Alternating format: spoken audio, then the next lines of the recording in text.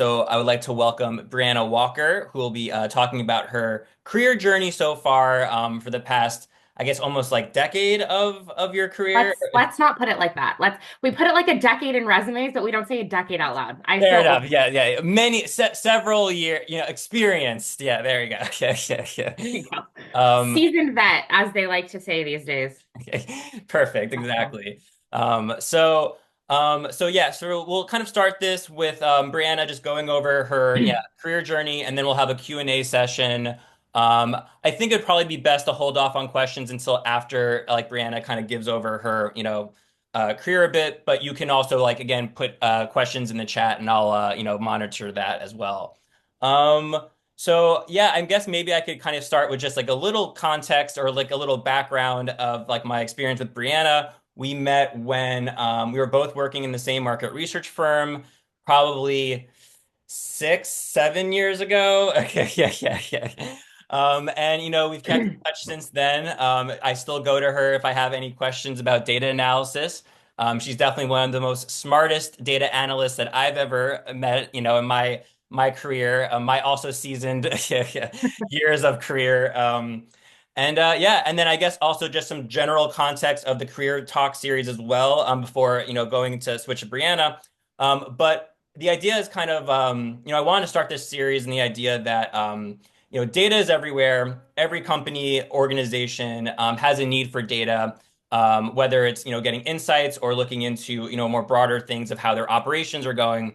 And again, this is true whether it's government, industry, whatever, regardless of industry or nonprofit that people are involved in.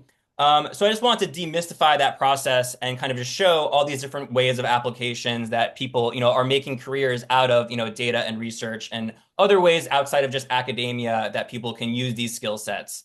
So with that, yeah, Brianna, if you can, go, yeah, describe your career journey of so far. Yeah, so a little bit like of just context. I have my undergrad in psychology and my master's degree in consumer behavior quantitative psychology, essentially. So I come from a social sciences research background, and just was always, liked math, was interested in data, was, tried to be an engineer, failed physics, and had to like switch courses pretty quickly there. Um, so that is sort of like, so I come from data, and my career approach has been very much grounded from a psychological, anthropological, sociological lens versus a more data science route, or data engineering route. So after I spent my first 3 or 4 years working in market research, and then now I work for a company called Heidrick and Struggles. And it's very much a company you've only heard of if you've heard of them. It is an executive head hunting firm that places all of those jobs that don't have a job description. So CEOs, board CFOs, um, chief data officers, chief AI officers, sort of those like upper echelons of companies where you need um, to really ensure that you're getting the right leaders in place. You wouldn't post it on Um, on Indeed or something like that, it's right? definitely outside of the Indeed, Glassdoor, LinkedIn profile. Um, so yeah, so that's where I work now. My specific role, I currently work on our editorial team, which is part of marketing. And so I'm the a senior manager. I don't even know my own title. That's embarrassing. I'm a senior manager of editorial research and strategy. So I do work on the research function, and all that means is that I work on corporate reports is really what it is. So we write dumbed down white papers for the masses to read. And so my goal is to always make people sound as smart as possible using data-driven insights, um, in a way that doesn't make the person reading it feel dumb because they can't understand what's going on. So trying to find that balance between driving with insights, but also making it digestible for the audience. Um, and also oftentimes with people who have very little time and who are really smart in some ways and less smart in other ways, as I've come to learn in the recent years. So that's kind of what my role is now. I have worked on some really cool projects. So in market research, it's a pretty fun environment, pretty fun atmosphere. And that is where I thought I was going to be forever.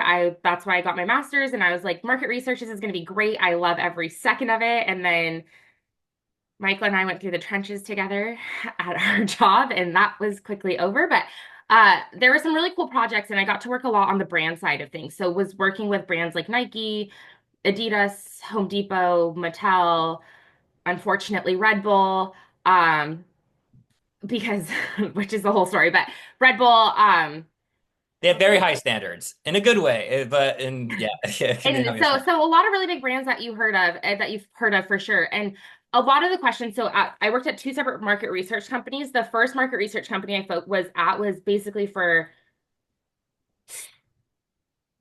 stores or brands that still wanted a brick and mortar experience, right? So they wanted people to come into their shop or come into their store and continue shopping at their store, but they were trying to figure out. So this was like 2015, 2016. So Amazon was for sure a thing, but like significantly less ubiquitous.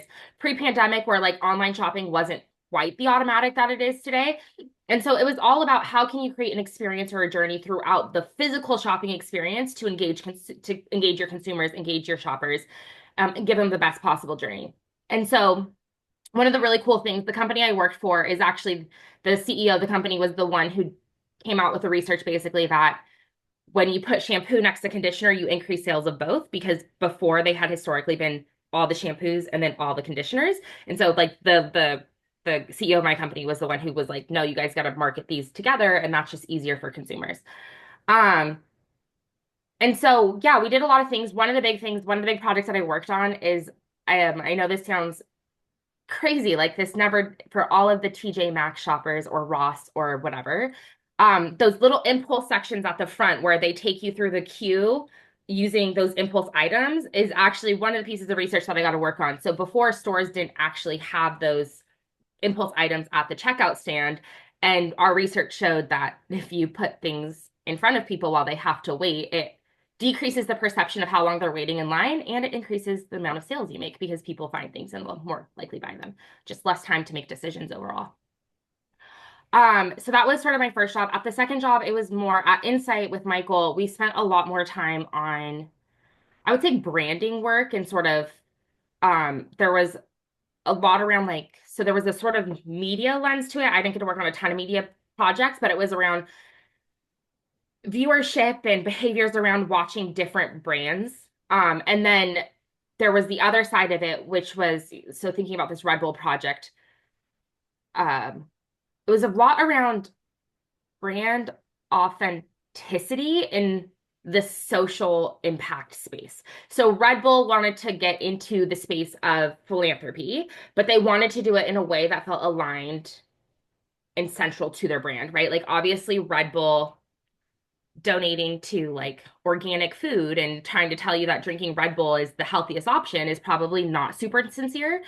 But given Red Bull has all of their extreme sports, Red Bull volunteering and donating to youth motocross is a very authentic place where they can have that brand extension. So we were doing a lot of research on like what the social impact is, what the mission and what the values of Red Bull are, and how they could expand their opportunities in that space. Um, so those were super fun. The projects that I worked on back then were significantly more interesting. The one thing I will say, and what made me want to leave market research is, and just consulting work in general. And I think as you guys think about your careers, and if you decide, I think a lot of people I hear, I want to work in consulting without really understanding what that means. What that means is you get to work with a lot of cool brands and you never get to see the results of your work. And oftentimes, as someone who works in-house right now, oftentimes we do research because we have $100,000 that we have to spend for like financial reasons, right? And so we're doing this research and we're working these people to death, and then we're like, okay, great, and then we do nothing with it. I think it's like a little bit. We do sometimes try to do things with it, but I think when you're on the consulting side, you don't actually get to see the follow through of the research. You don't get to see the impact. Of course, you make your recommendations, but you don't ever know where the recommendations go. And so I hated that part of it. I also hated slacking my fellow coworkers at 4 a.m. asking if they were also dying while working on a stupid project, because there's a lot of really intense deadlines. The cool things about working in consulting, though, is that it's never boring. You get to jump around from a lot of different brands. You get to jump around and talk about a lot of different spaces. And when you're in this space of I'm bored of this project, you're usually moving on to the next. So I think that's really great. If you have a project that you hate or a brand that doesn't align with your values, you get to move on pretty quickly. Um, and so now at Heidrick, like I said, I work on the editorial team. I spend a lot of my time focused on research around leaders. So I'll just talk about one of the cool projects that I worked on. We have this project where we track new appointments to Fortune 500 boards. It's as riveting as it sounds. But one of the things that had come out of this back when I first started was that there just aren't enough women. And that other countries were making significantly faster gains than the US. Um, and so what was really cool is the research that we did was actually used by Maxine Waters, who's one of the congresswomen of Southern California, I think in Los Angeles. And she used that to testify in front of Congress on whether or not there should be mandates around putting women on boards or not. And so that was one of the places where the impact of the research was pretty great. Um, Other projects, I get to work on a variety of projects. I think one of the other projects I've gotten work on was an internal brand survey, and we were just trying to understand the impact of our brand in the market. And again, it's as riveting as it sounds. But I think what was really exciting about that is I got to make recommendations and then actually see how the recommendations that I made played out over the course of the next 3 years. So we did the initial research in 2020. We created a strategy called Vision 2024, and I got to watch over the 4 years the impact of the results and how it played out in a really real practical sense of my company put millions of dollars behind some of the findings from the research, and we got to see how that panned out. And I still have my job, so apparently not terribly. Um, so that's sort of what I do. I think that there's like a lot of other really cool spaces, even just like where I'm working. Some of the other data-driven things that we're doing at our company, we have a lot of work around in the bigger data landscape. We have a lot of work around resumes. So we buy data, and so we have 2 million, I think at this point 5 million resumes, and then we have like 500,000 different job descriptions. And so one of the things that they're looking at right now is what are the supply and demand for various roles? So kind of trying to predict market activity, it's very predictive of market activity, very predictive of what are the skill sets that we're going to see rising over the next 10 years. And so that's pretty cool. And another thing that we're working on is um assessing leaders deeper into your organization in a more anonymous way. So that way you can figure out who your high performers are deeper into your organization and start developing them to become senior leaders. So, because one of the biggest issues that companies have right now is losing really good talent. And so we're trying to help them keep their top talent by identifying who their top talent is outside of the stereotypical that person looks like me, that person went to the same school as me, that person has the same interests as me, and therefore I'm just going to have a bias on thinking they're better. So people who have historically been kept out of these leadership roles are hopefully now going to be able to have more opportunities because they're going to be anonymously identified by their work product versus what they look like or their hobbies or activities where they went to school, etc.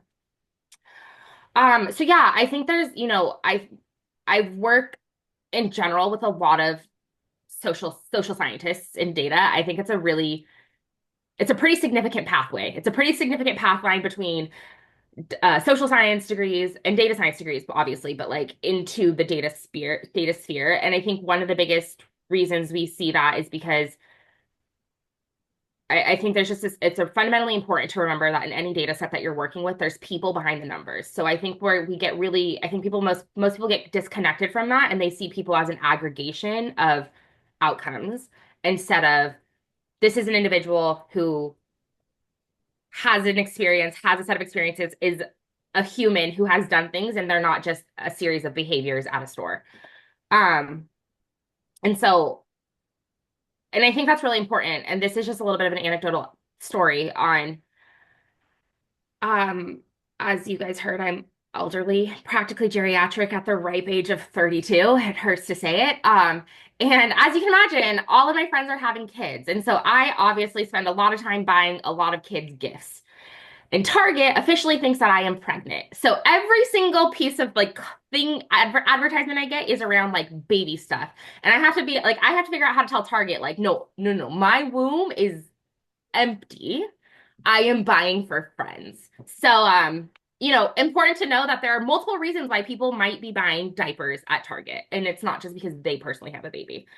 I get And I think that's millions of worth letting you know. GLP-1 ads because I'm doing a GLP-1 study, and every Instagram, Reddit, like regardless, like they just think that I'm craving GLP-1. So I resonate with that. Just the juice. Give me all of the juice. Yeah. So yeah, I think it's just really important to remember that behind every data point is a person, and that a person can have several motivations. And I think there's sort of that meme going around like segmentations on you shouldn't just segment people on demographic data. And it's like if you segmented consumers on demographic data, King Charles and Ozzy Osbourne would be in the same exact demographic. But I think we can all agree that those are two very different people who probably have very different behaviors in the world. So yeah, that's me. That's what I do. That's my background. So yeah. Great. All right. Well, as we already have a question, I wonder if you could say a little bit more. So, yeah, King Charles and Ozzy Osbourne are so different. What would you segment them by? Like what traits or criteria would you personally look at?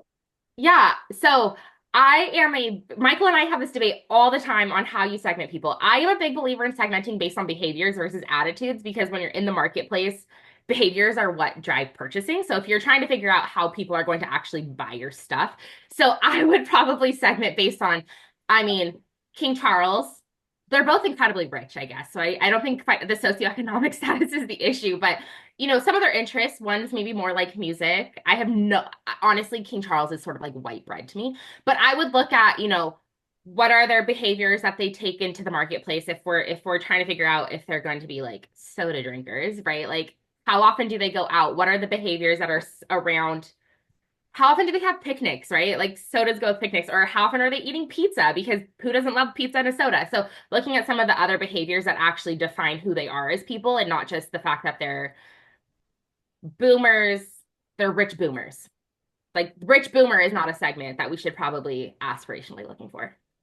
yeah, and I guess I kind of getting where you're going at of like if you have like high-end cars, on one hand you would say like, oh, you would want income to be definitely like a demographic that you would filter for it, but then again like the style of that high-end car could vary so much, whether it's like a high-end two-door Ferrari with a convertible versus like a more prestige like Land Rover or whatever so like yeah, like so yeah, that makes And sense. even just further, right? Like how, I mean, being rich, but like, are there kids? Are there not kids? Like, is this going to be carding other people or is it not going to be carding other people? I mean, two-door, four-door. I think fundamentally one of the questions of like, are you even interested in cars? Just because you have money does not mean you have a propensity to spend on cars. So there's just understanding other people, other interests. And I think that's really important when you're trying to get to the fringe market of who's not necessarily someone that you would immediately think about, but who you could convince to become a user. What is your process? By the way, I don't want to commandeer the questions. I think it's very Go interesting. for I was it. wondering about your process to figure out what behaviors or what attitudes might be relevant, right? Like how do we decide that pizza might be irrelevant, whether they go on picnics or eat pizza might be irrelevant um, behavior or attitude. Like what is your process to determine what in the world might be relevant? Yeah, so I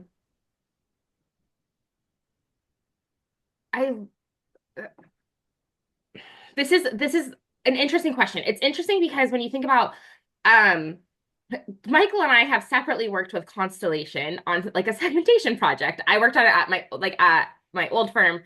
And so we were trying to figure out what is the purchase.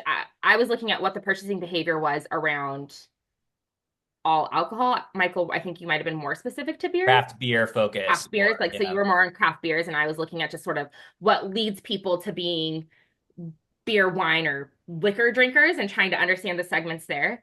Um, I think one of the biggest trends one of the biggest things that we listen for, obviously we listen to the experts in the room, right? There's people who have tons of shopping data. There's a lot of other different data sources that come into this. So when we're having these conversations, we're talking to it.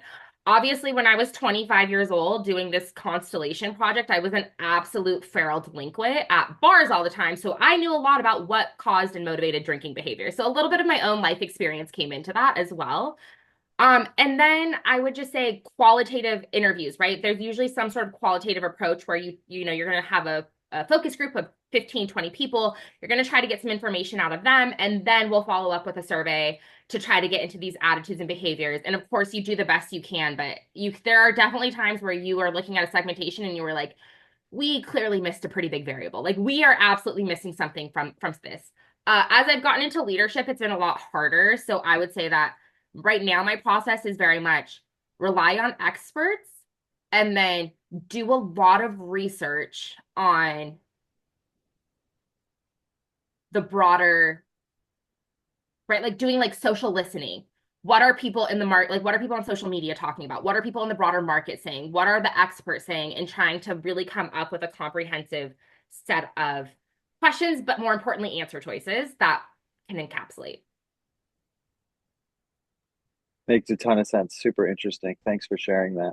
Ah, great question. Yeah, and I feel like that even just translates even beyond just segmentation projects of like if you're conducting a survey, like what questions to ask and there is always like a tension that I usually experience of like looking what everyone else did because that obviously like you don't have to reinvent the wheel all the time, but there is some also value of kind of like for me at least like the first gut reactions that I kind of come up to and then maybe kind of finding like a middle ground of like here's my like kind of thoughts on it, but then also integrating it with like, previous stuff too. Yeah.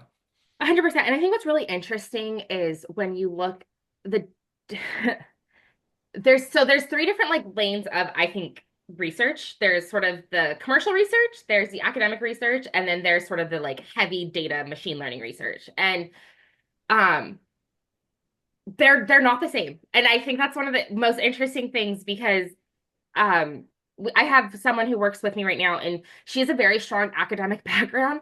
And one of the hardest things that she struggles with is when you're in, sometimes when you're in an academic setting, there's scales. Like, right, we know that like ocean has a scale that goes to it. We know that there are questions that can get to like emotional traits, behaviors, attitudes, etc., that have been validated over a long period of time. And you don't really have that same flexibility in um in market research. And so it's a lot of trial and error and making sure that to whatever extent you can be grounded in your results. And that's where repeating questions is really helpful of sense checking your own data set, right? Like if I know that 50% of people are doing X from other research, and then I get a survey and my survey says 92% of people are doing that thing, there could be something wrong with my data set, and I should be a lot more critical in how I approach the analysis. Yep, great point as well. All right, we have a question in the chat. So we have, what do you think are current trends and questions that are driving market or even social science research? And where can we do more improvements on bringing in data science tools to improve in this research area? Yeah, that's a really great question.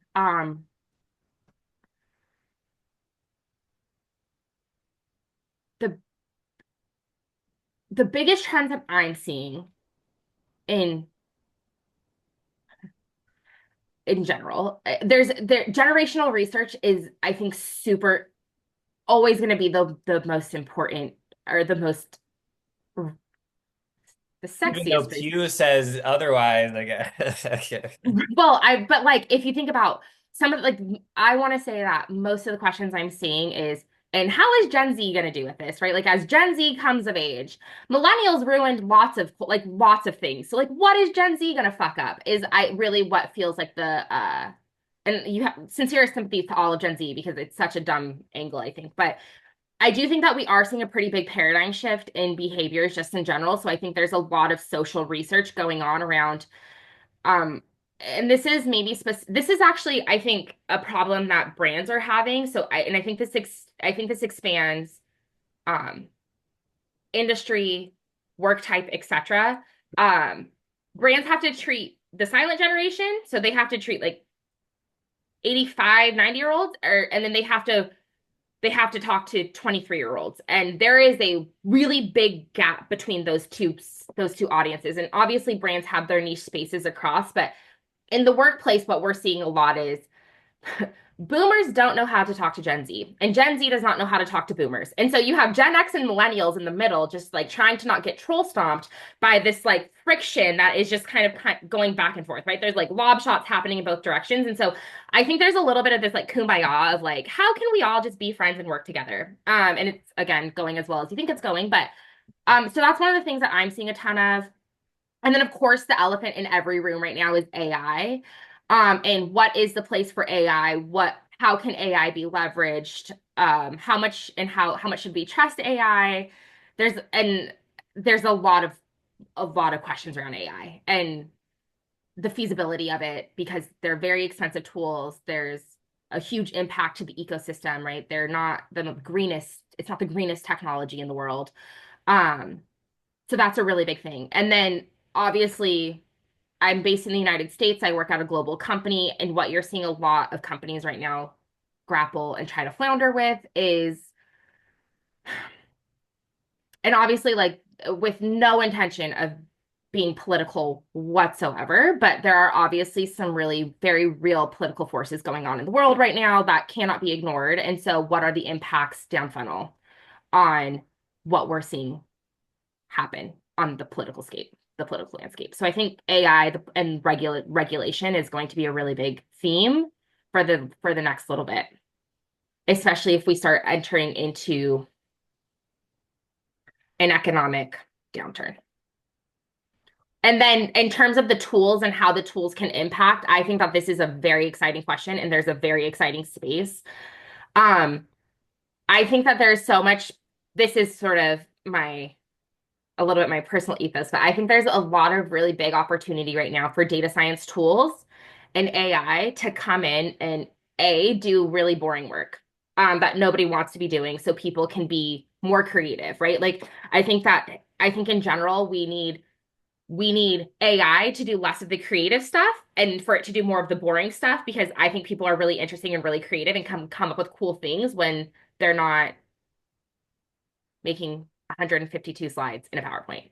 Um, and then and kind of like I was saying earlier in the tools that in my space, a lot of I work in sort of leadership and HR, like that's sort of the space I'm most familiar with at this point. But a lot of what we're seeing in our space is how to just remove bias from hiring decisions. How can you expand your pools? How can you, I think as you guys go apply to the job market, as you guys enter the job market or don't enter the job market, I will send you my best wishes and pray for you because we've gotten to this really horrific space where you use AI to tailor your resume for a job description that's been tailored by AI that is then immediately filtered through AI, and then AI is just hiring AI, and nobody actually knows how AI is working or what it's using. And then HR is frustrated because they're getting 900 applications that are all perfectly tailored to the job description. And then they start talking to people and realize that like half of it's false because, of course, it's false because.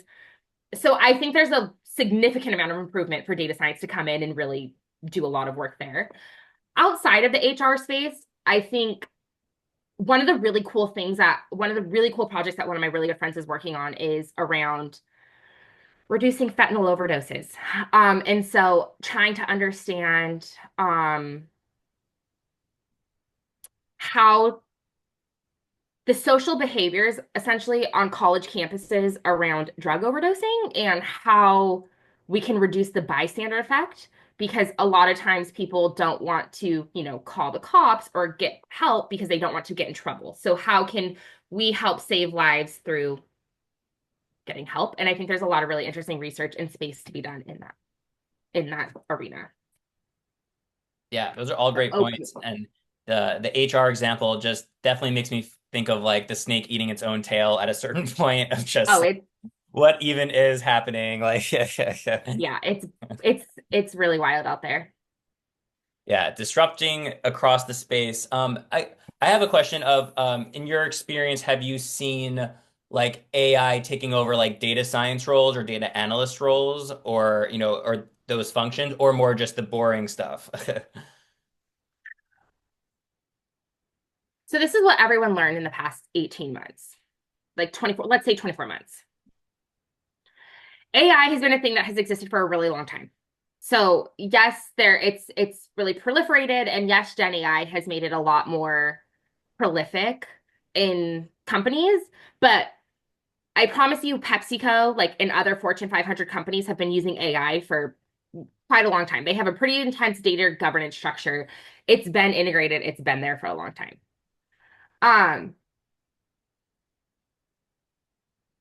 I don't know if we're there yet because where AI is going to take away data, like data analyst roles, because there's still a really, really substantial outstanding question around liability on if AI fucks something up, is the company at fault, or is the model that the AI is responsible for? So to the extent that we still need humans to make sure that like the paper trail of liability stays strong, I think we're going to still see people in those roles. I also think that I don't know, this is a little bit more of a speculative answer, but um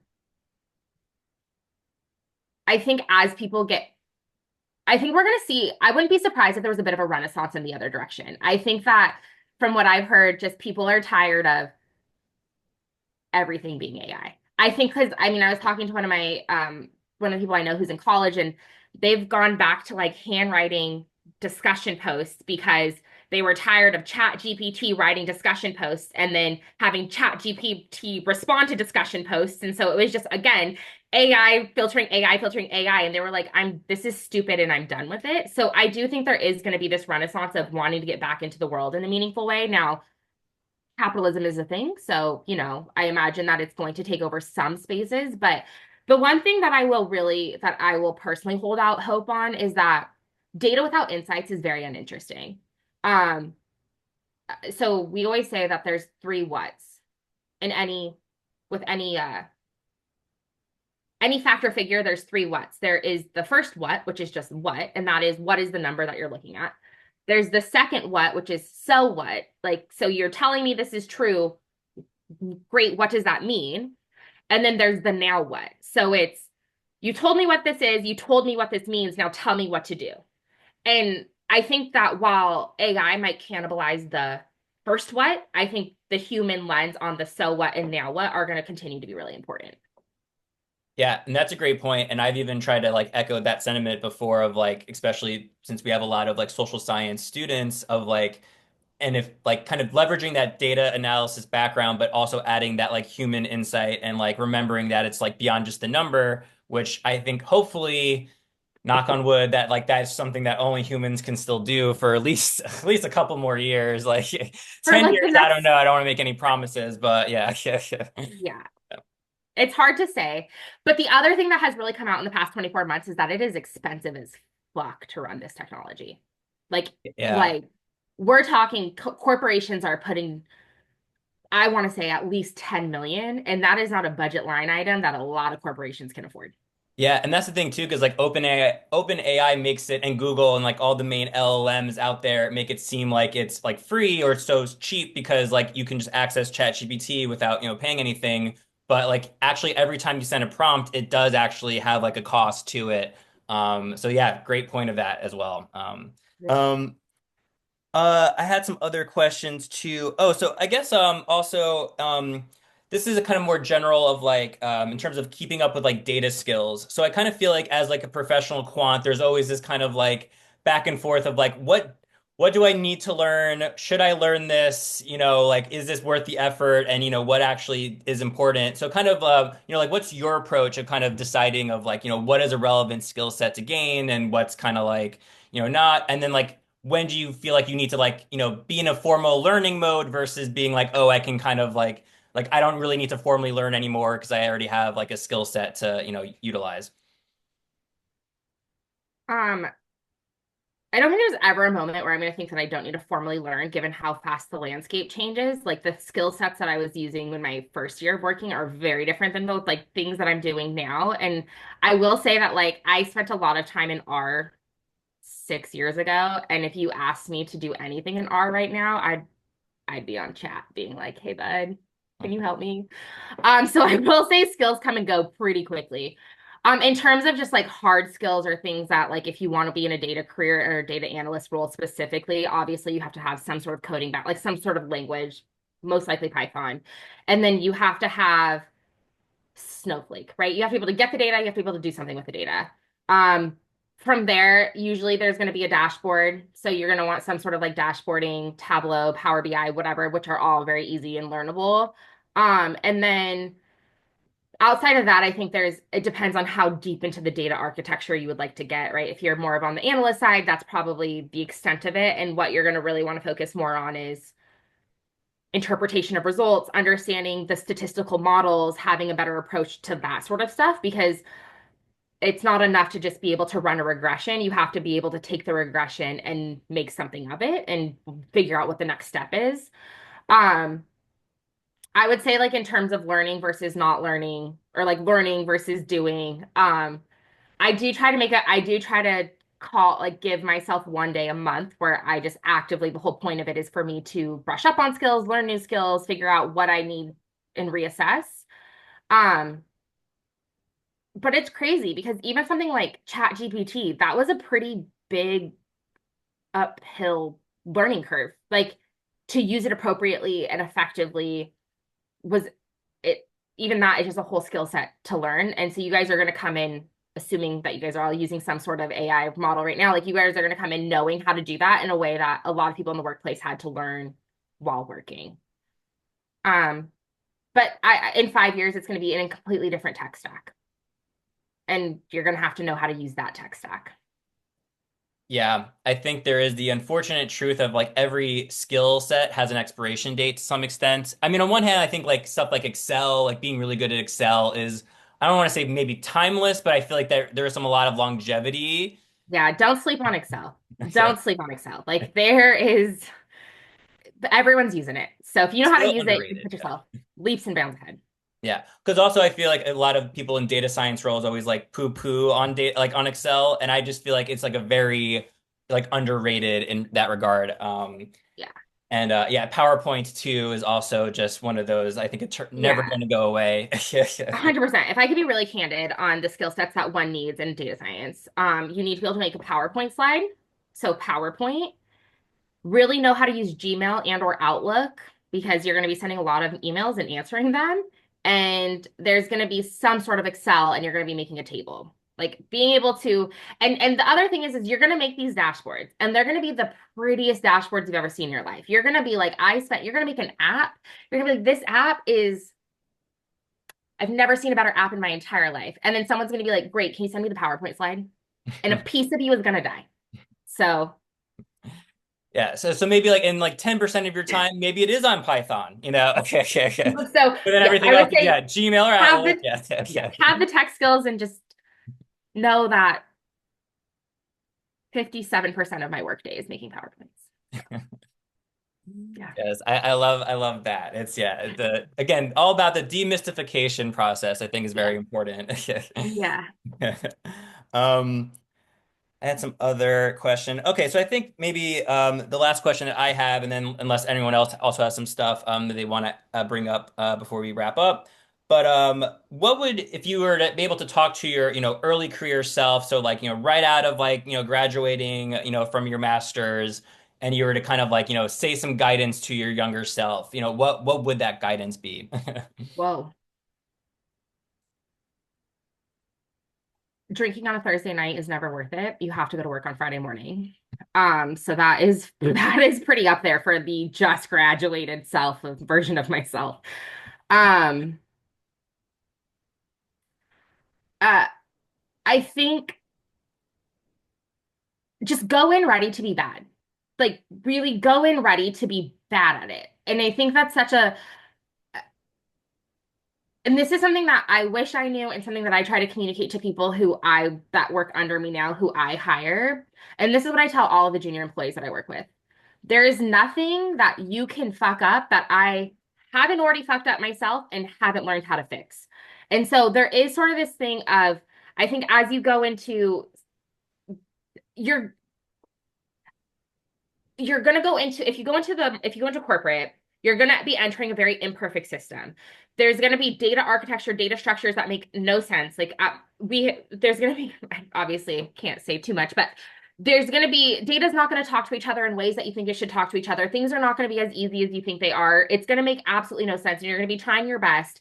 Um, and you're gonna mess things up. And like as an example, when I was early in my career at or early at this company, I made a mistake on one of the CEO appointment or the board appointments that we were tracking, but basically we had already published the report and we had to go back to Forbes magazine and say, hey, or maybe it was the Wall Street Journal, and we had to be like, hey, so that data point we gave you was wrong. Here's the retraction, here's the updated data. And it was like this really big deal. And it was a really big deal. And then I remembered I'm not a surgeon and nobody died on my operating table. So I think there is sort of this level of what you do is important, what you do should have value, but you are genuinely, unless if you're a surgeon, you're probably not saving someone's life. Nothing gets to that life or death point. So just have a lot of compassion and grace for the learning process that you're going and be so willing to learn because I know it's going to be so annoying when you walk into the workplaces and the boomers don't know how to save a Word document as a PDF. And you're going to sit there and you're going to think that you're so much smarter than them and they don't know anything and they're super frustrating. And while you are so true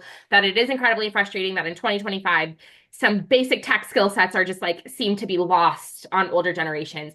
They have a wealth of knowledge through years of experience that have led them to this point. And so just go in ready to learn, but not afraid to make mistakes and fail and take risks. And I wish I had a little bit more of that because I think when I first went in to work with my perfectionist tendencies, I was a little bit cautious and I wish I would have just tried more things. Um, and then the other thing that I will say, just I don't know where anybody is at in their journey and where you're at in your school and when you're going to be entering the marketplace or if you're going to go into academia. But for those who are entering the marketplace, I would just say take a deep breath and know that it's tough out here for all of us. And it might be tough for a little bit. But it's not you, it's the market. That I know some really smart people who are really struggling right now to get jobs, and it's hard not to take it personally, and it's hard not to sit here and think like, what am I doing wrong? But just know you are doing nothing wrong. You are just this is just a really tough space to be in. And so just have confidence that your skill set has value and worth, and that someone is going to see that value and worth, and that you will get a job. Just, take a deep breath because it's tough in these streets. Yes, that is a great remark. There's definitely a lot of people feeling the stress of the job market currently. So there is, yeah, hopefully a sense of optimism or yeah, like there you guys do have value. It's just Yeah, yeah. it's so easy to feel like you don't because with constant rejection or ghosting, but it's them, not you. I know that's like such a cliche, but it truly is not a you problem. Yes, yes. Well, if there's any other questions, feel free to either put in the chat or unmute. But if not, I'm going to start wrapping up. But yeah, so thank you, Brianna, for coming. That was a great review of your career journey. I think it's also super valuable seeing, like all the different points that you've been throughout your career, whether it's like even more like applied research of like, what are people seeing when they're, waiting online, to check out versus even more, abstract, even theoretical social science related topics of like, how does a brand align, authentically or, those perceptions. So I hope that like, for everyone who attended and for everyone who will, watch the recording, that, you can kind of get a sense of all the different ways that research and data analysis can be, applied across all these different contexts. So yeah, if, Thanks for having me. yeah, yeah, And yeah. thanks for letting me go first. So that way, if I sucked, you could just be like, it was the first one. We didn't know better. So No, I think now I'm worried that other people are not going to be able to follow. Like like I think you set the bar so high that like, okay, okay. you're so nice to me. Yes, Thank you. yeah. All right, well, great. This will, I don't know when the recording will be sent out, but probably within a few days. So thanks to everyone for attending, and we'll see you at the next CML meeting. All right, Thank bye. you.